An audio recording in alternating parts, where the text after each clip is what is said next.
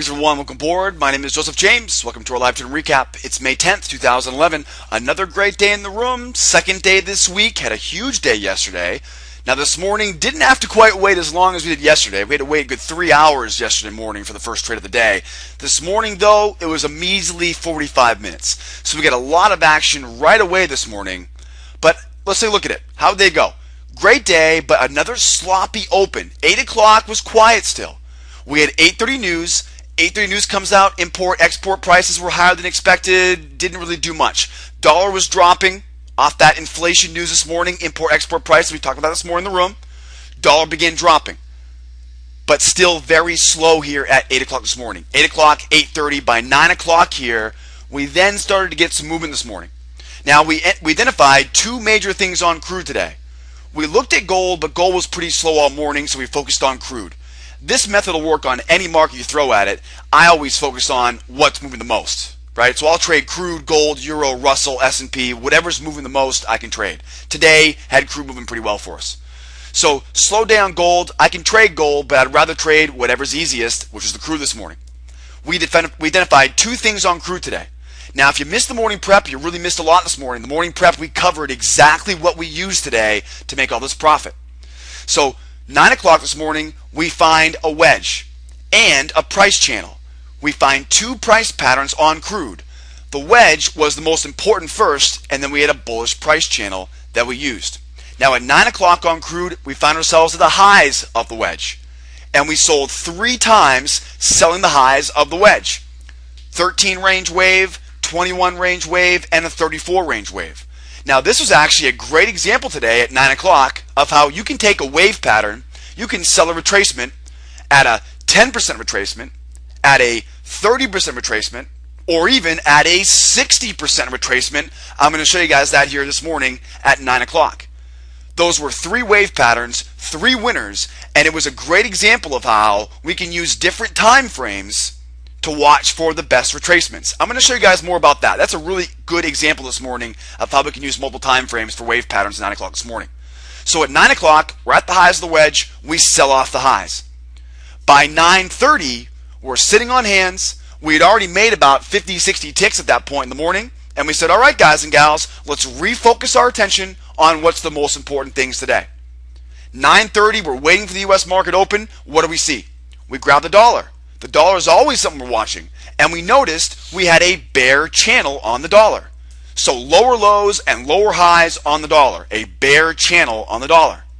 Then we said, let's see what the crude looks like. And that's when we said, wait a second, right? Like insert light bulb up here, right? Light bulb goes off. We say, now wait a second. We have a dollar bear channel, and then we also find a bull channel on crude.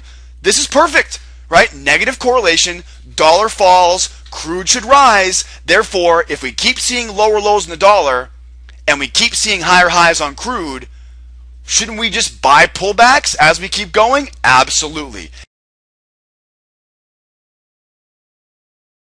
I'm sitting here going sideways at the highs of the wedge. The bottom falls out at about 8:45. Now what is this? This is the BMT. I'm not going to trade the BMT. I'm not going to trade the 8:30 news. And of course, it's way too slow right now to do anything at all. So of course, we sit here, we're chomping around the BMT, we mark up a swing low, and once price broke below that swing low, that's when I knew it's time to get started. Speed picks up, but look what happened. Momentum was oversold. Oversold momentum. What does that mean? That means I cannot, at least not with a high percentage trade, I can't sell right now. I'm not going to sell new lows. I'm going to wait for price now to make those new lows and then sell retracement. So the first trade here was a 13 range wave pattern. At 9:06, I took a +5, +10, and -1. That's 10 plus 10 is 20, -1 is 19. Now, one thing we noticed at the first trade was there was no big money.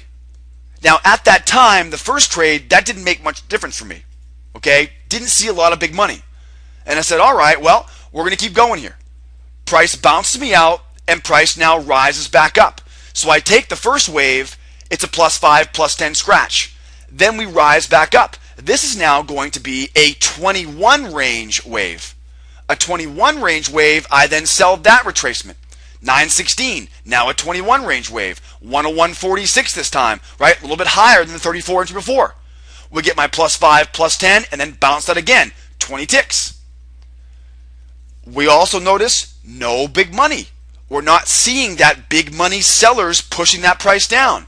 And we said, boy, now that we've seen 2 of these trades right now, that definitely tells me next time around, wait for that big money, because it may be the loss here.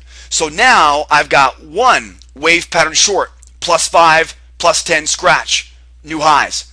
A 21 range wave pattern short, plus 5, plus 10, then scratches me out. Now here we are, one of the most powerful trades we have, that's the 34 range wave pattern. So now look at this as a 34 range wave. See that? These were small retracements inside of, right, the bigger retracement into the 34 range trigger line. So that's a 34 range wave pattern now. 34 range wave pattern now. I'm going to get in below this swing low right here. That's where my entry is, and my target will be at the swing low down bottom. Right? There's my target right there. At 9:30 now, I've got about 60 ticks of profit. Yeah, 70 ticks of profit. We notice at 9:30, we're now at the lows of this wedge, the lows of this channel, and then we notice we have a bear channel on the dollar. So my dollar now is dropping. I've got at the lows on the crude. Now, look at here. We've got overbought momentum coming off these lows. So what I want to do is, I'm going to take a 2-step long here. But in order to buy here, I've got to wait for a pullback. So there's a pullback right here. But do you remember what happened there? Remember what happened there? No big money. And of course, by the time we saw the big money, I remember this, it was at 101.50.